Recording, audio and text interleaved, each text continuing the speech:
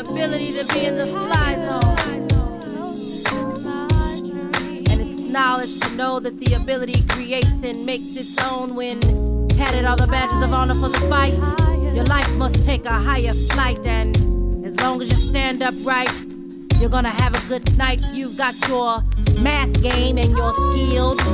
Times two, born culture. Times two, born build. When everything gets real in the field, your machine should run like an oiled wheel. It should flow so good it spills over like an oil spill amongst monopolies, anthropologies, etymologies, and Egyptologies. Well, lions, tigers, and bears slay the cowardly, but when the people know the truth, all else is the anomaly. And wow, in pursuit of your dream, you've gotta put your power in the air. You've got to lose those toys, lose those snares, lose those friends that don't wanna see you get there. And sometimes you gotta get downright greasy, cause being in the life game ain't gonna be easy. Now you tell me, do you wanna make it? Cause if you wanna make it, then how do you make it? You stand to your feet while you make it. You see, I've been out here, and I've been getting my MC status and building a FMC apparatus, and this is the moment I've been waiting for.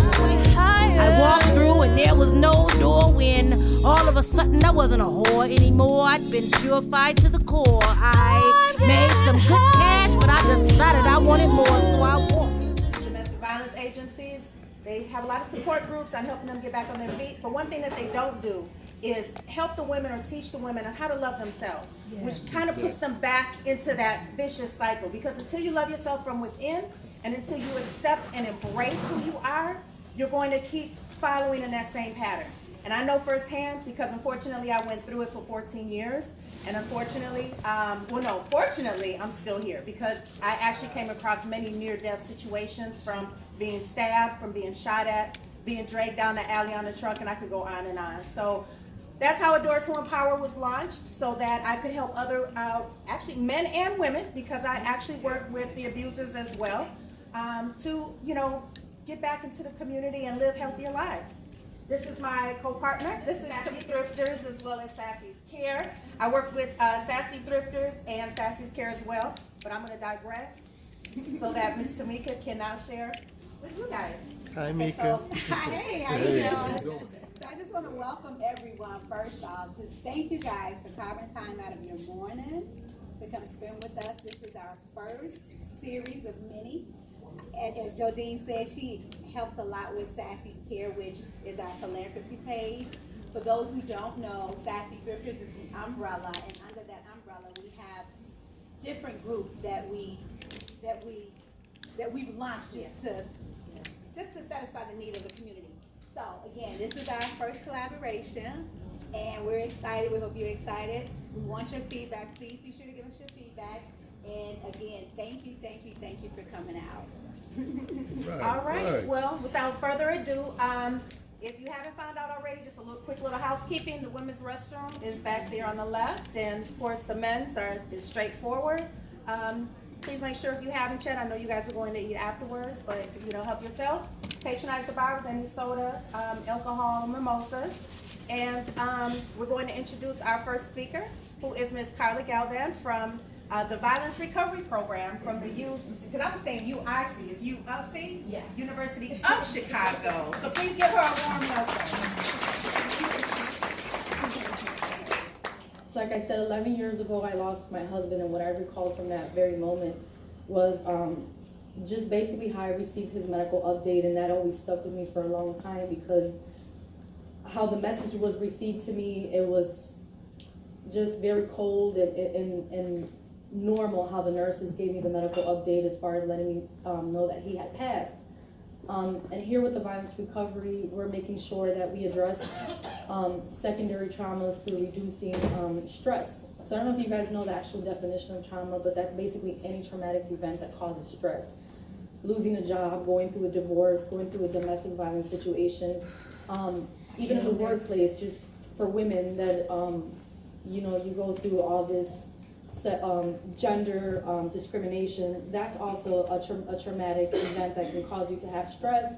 And I think it's just important for us to have these conversations and then just open up about some coping strategies that we can build on, and just having a reliable support system. Just seeing all you wonderful women here is very powerful to me, because like just the one thing I would like to do with you ladies, maybe just exchange contact numbers and then just continue to build. And then from here, just have a support system that we can all rely on in times of need.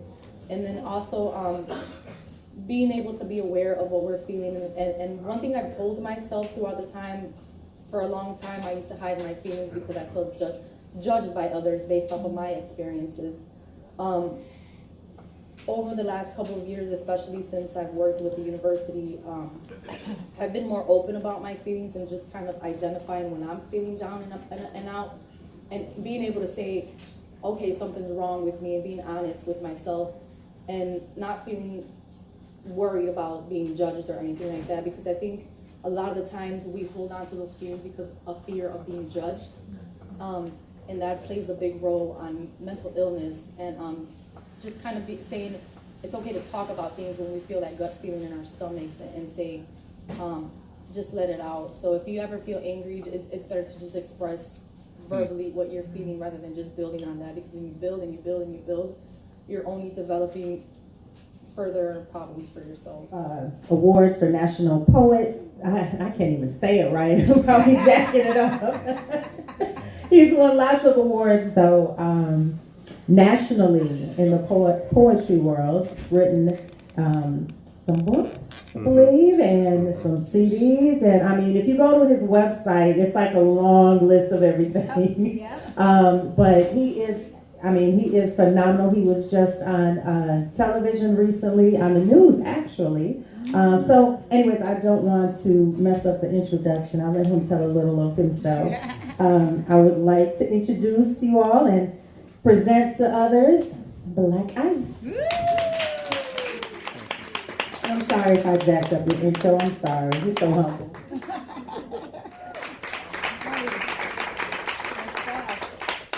I'm going to do something I really don't do. I'm going to take off my glasses right now. Because I'm your brother. I'm Blaq Ice. BLAQ ICE. That's if you're searching for me on social media. Believe in the Lord, ask questions.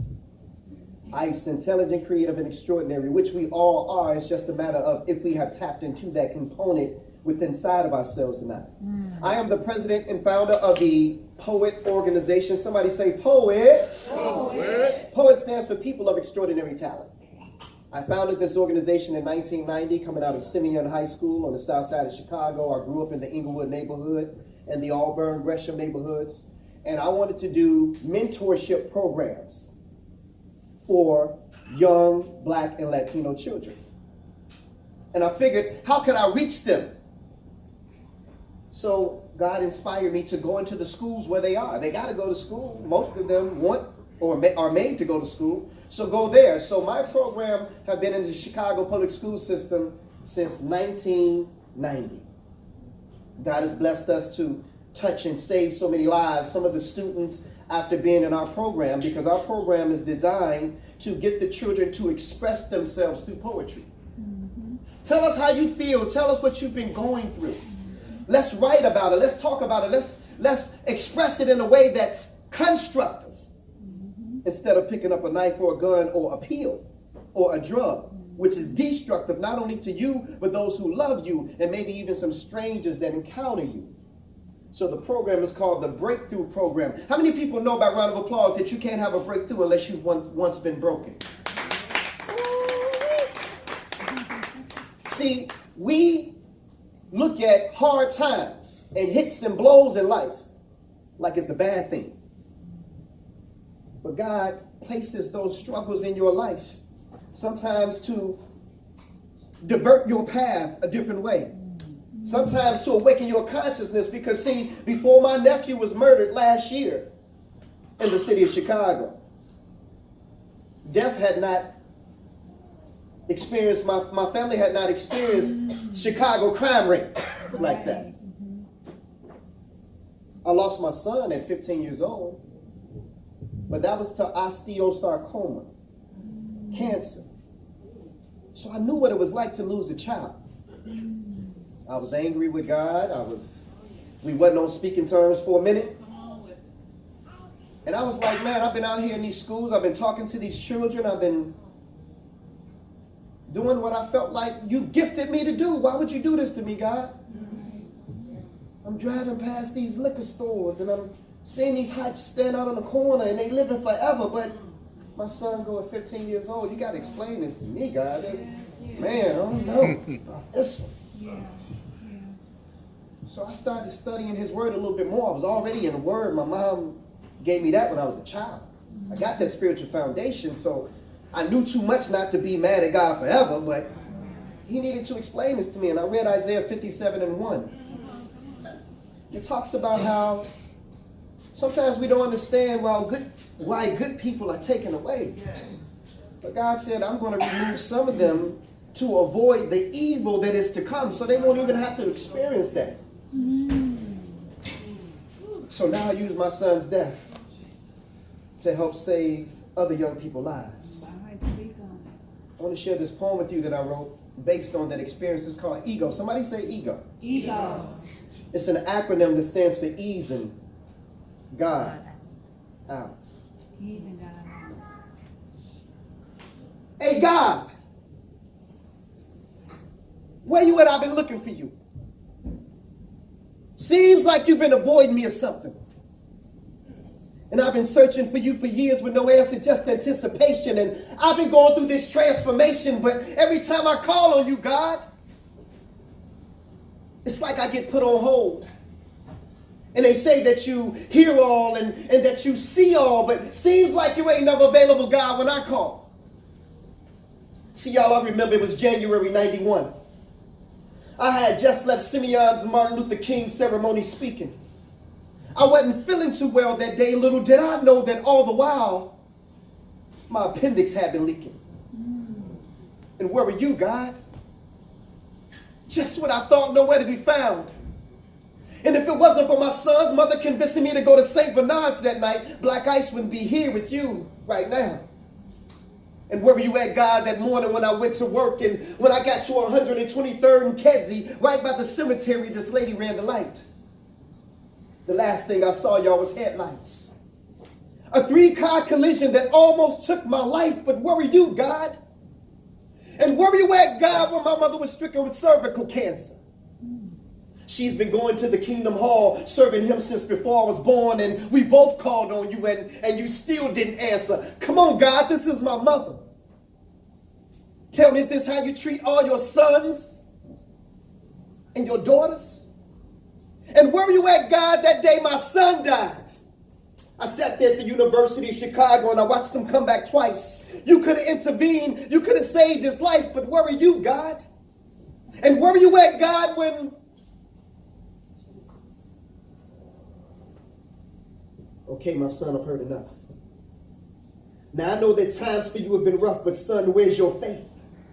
Seems like you only seek my face when you need me. For I am a full-time God, my son. Do you really believe in me?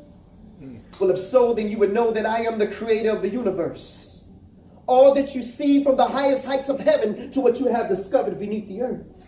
See, I am the God of Abraham, Isaac, and Jacob. I am the God of Moses, Lot, and David. I am the one who made Solomon wise. I put Noah in the ark before the waters could rise. I gave Samson the strength to destroy the Philistines with no eyes. I am that smooth stone that David slung that smote Goliath in the head. The cracks that crumbled the walls of Jericho, the same that one that rose Lazarus from the dead. I am the blood of the lamb of the doorpost that kept the children of Israel safe from harm. Even the staff in Moses' right arm, and I gave the power to split the Red Sea in half. Shall I go on? Mission, and I know your son's gone. But his body was sick, so I relieved him of his pain, and I called him home. And yet and still I stayed by your side while all the while you felt alone, but you still rejected my truth. If you only could have put your ego to the side and listened to all those whom I sent to you. Lord, you mean to tell me all the while I was waiting to hear from you? You were sending me messages through all those whom I rejected? Yes, my son, this is true. And instead of focusing on the guides, Submit to the truth that you find inside. For Satan is the one who subtracts and divides, but my God is the one who adds and multiplies. I'm telling y'all, he opened my eyes. And so to those of you who can't accept the truth, because your ego won't allow you to accept who the truth is coming through, take this as a lesson. Because see, God just ain't using some of these pastors today, because asking some of these pastors questions is just like asking blind men for directions. But it's the truth that counts. And see, in this case, my ego just wasn't my ego, but my ego was easing God out. Wow. That's that t-shirt.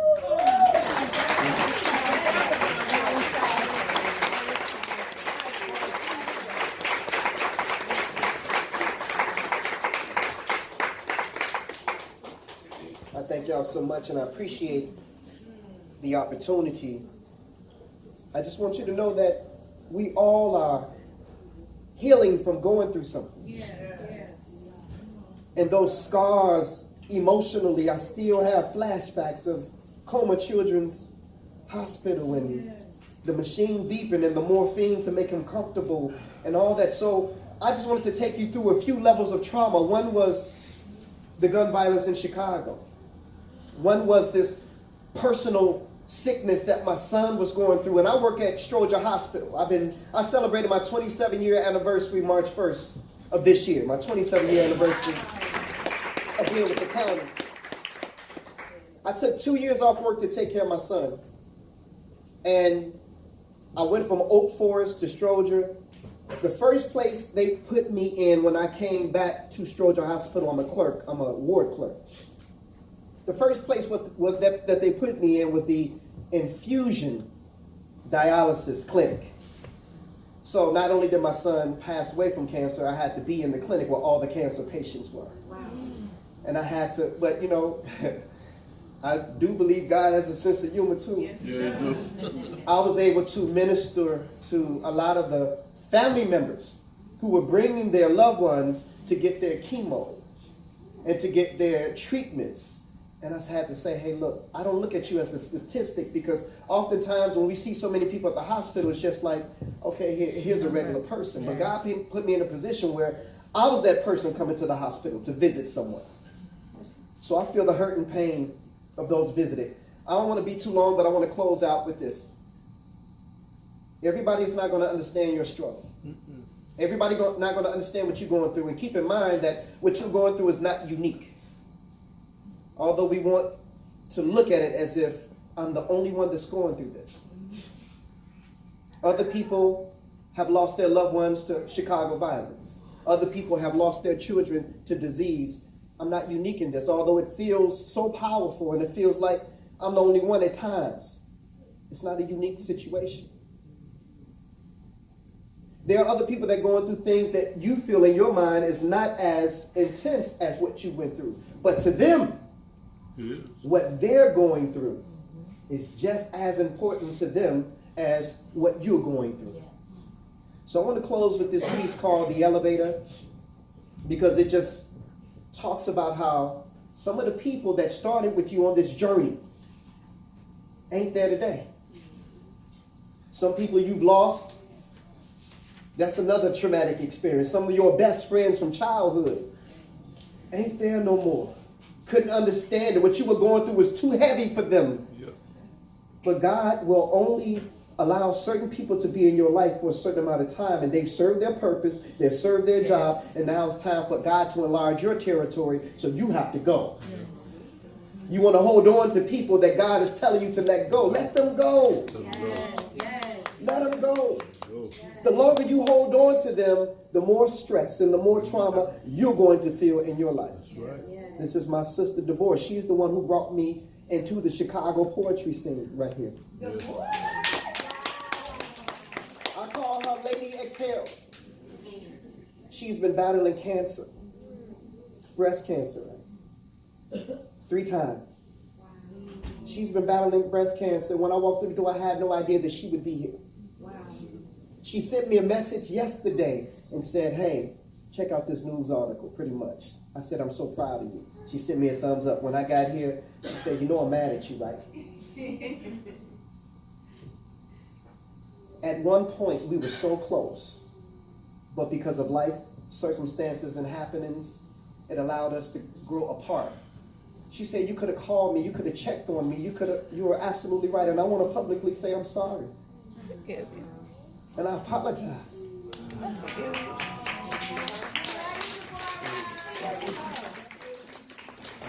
She was there with me when my son died.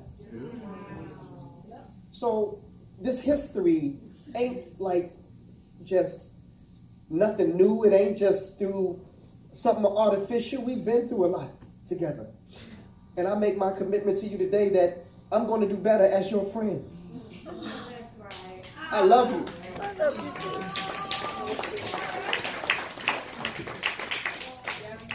And he got that call and he just cried like a baby. He was telling me, Sandra, I feel like a piece of me has died. Like, I don't know how to move on. I don't know how to recover, but the heart, mind you, is already weak. Cardiomyopathy means the pump of the heart is not strong. So we got through the funeral. He sang at the funeral. He was also a singer, so he was a strong singer. He sang at the funeral. He belted those notes like it was beautiful. He honored her. But later that night, he passed out, died a sudden death. The same night? The same night. The same night, he died a sudden death. So, gosh, I'm sorry. It didn't shock me like that. I tell that story often because of Grace and Grief, so I'm used to saying the story. But we had 4 children at that point. 4 children that were 11, 10, 8, and 6 years old. So you can imagine my shock in this moment was like, well, God, this is the husband you gave me. And this is the life that you blessed us to have. And this is my best friend. This is my person, you know. And the closest person to me at that point, because at this point I've been closer to him than I was with my parents, right? Because I spent more time in my intimate life with him than I had with my own parents at that point. So he was really the closest person to me. And a lot of people were calling me and texting me. He was featured on channel ABC7. The Tribune came out, did an article because people were saying this is a champion in education in the United States. There was a lot of media attention. The funeral was bananas, you know. But people were asking me, well, what are you going to do? And I was thinking to myself, you know, if I'm devastated, but I'm going to do what I've always been doing. Because God is the one who was the source of that life. And so if he's still who he is, he can be the source of a second life. That's right. I don't know, I don't want a second life, but I felt like I have to believe that some kind of way, somehow my ladder can be greater than even this past I had. In your second life. And that somehow out of this some good can be worked out of what looks just like darkness and devastation and loss. And so I began to document my process about grace and grief. I was talking about this, writing and blogging. Some friends suggested I created a YouTube channel, started YouTubing about it, and a friend of ours from Channel 7 saw it. It was like, we're going to feature this on the news. It started to gain momentum. People started to have me come out and speak about grief, right? And about my process with grief and how was I recovering, but also what was my mindset around this. And I'll tell you that I really deeply believed in my heart, like all things work together. Everything. The loss, the setback, the rejection, the devastation, the rug pulled out from up under you. There is no thing that cannot be taken and somehow thrown together and work together for the good. And so I started to speak that out of my mouth everywhere I went, saying, you're going to see me at some point become that woman who lost her husband and literally be amazed and say, wow, look what God has done with this woman. And so I began to speak that. I began to just try to live that out. I'm still in the process, right? Because we're just 2 years in. I'm still in the process of that. But at this point, Grace and Grief has an annual conference called the Rebirth Conference, where we basically bring in counselors, we bring in speakers, and we teach people what to do with their trauma and how to grow through it and live a bold and powerful life on the other side of it. Yeah. So I just want to share some of the things that we talk about in Grace and Grief with you today. Okay. How do I say this? The first thing is, I'm talking about self-care. Self-care was huge, right? Because the moment somebody put a phone in my hand and was like, call 911, and I realized that it was because of my husband, because I knew about his heart and I knew his grandmother had died, and like the moment all that came together in my brain, I literally felt pain from the crown of my head to the sole of my feet. Like my whole body was like just so much pain. But I had to get through the funeral, I had to get through all this stuff. So I was just walking around in pain. It probably was like 8 weeks maybe later that I broke down and was like, I'm in so much pain, like physical pain, right? And so one of the things that we talk about is you can't heal from trauma decompartmentalizing different aspects of your personhood. The body, the mind, the spirit are one. Yes. And so everything that happens in the mind and in the heart and in the soul, your body is also experiencing it. An angry person has an angry body. A fearful person has a fearful body. A sad person, the body is sad with you. Yes. Does that make sense? Yes. Right? And so when I felt like, oh my God, the devastation of trauma, I felt the devastation of trauma all over me. And so I felt weak. I had headaches. I immediately had a holistic reaction. And so one of the things that we talk about with Grace and Grief is, even though you may have an emotional issue, like you're recovering from an abusive relationship, you're recovering from childhood trauma, you're recovering even poverty, discrimination, that's traumatic. All of these things that we go through in our lives, taking natural supplements, seeing a doctor, a physical doctor, having your blood work done at least once a year or twice a year, making sure your vitamin D and your iron is up. These things affect the mood. Yes. These things affect like your ability to process what happened to you. Yes. Drinking water, going for a walk. You cannot heal from trauma without caring for the body. Yes. And so that has been a major part of my walk. And so Grace and Grief, we have an online community on Instagram. I talk about emotions, I talk about spiritual things, but I always talk about health. Yes. I always talk about self-care. I always talk about okay, I'm trying this new facial scrub, or, I'm exfoliating my skin, because this is a part of my process and my healing process. So we want to make that point that is holistic. Healing from trauma is holistic. Another thing, and Carla touched on this, is the stigma. It was two sides of me. I felt two different ways. My husband passed away, and people were like reaching out, they were empathetic. Yeah. And a part of me felt like, well, thanks so much, I'm devastated. But another part of me felt like, I'm still a thug, though. Don't get it twisted. This is good. I can weather any storm. Like, is this my first traumatic experience? No. So a part of me, because you know what I mean? Like, you've been hit. This is not the first thing. Right. My mom did in the abandoned building on 57th in Indiana. They found him 30 days later. Like, I've been hit. Like, I've been through things. Like, this is not the first thing. So part of me felt like, yes, thank you so much. Another part of me felt like, yeah, but I'm still a gangster though. So You didn't cry. You wasn't like crying like a victim or like. I didn't want to be looked at like, You didn't want to be don't looked pity at. me. Yeah. That was what I said on the first YouTube video. I said, don't pity me.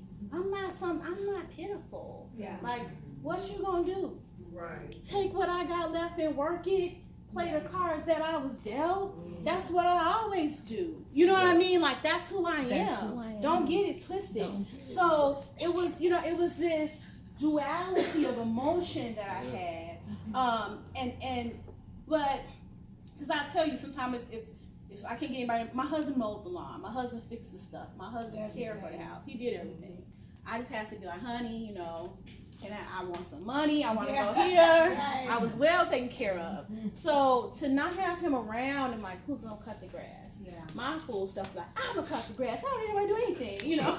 So I get out there and then I'm sore for a week and I'm like, I'm never cut the grass again, you know. I don't know how to really wash the car. I did this yesterday. I was like, I can't wash the car because the rear mirror is cracked and it keeps getting worse when I go through the tunnel. Forget it. I'm gonna mop the car. I'm gonna mop the car. A squeegee mop. I'm gonna bucket the car.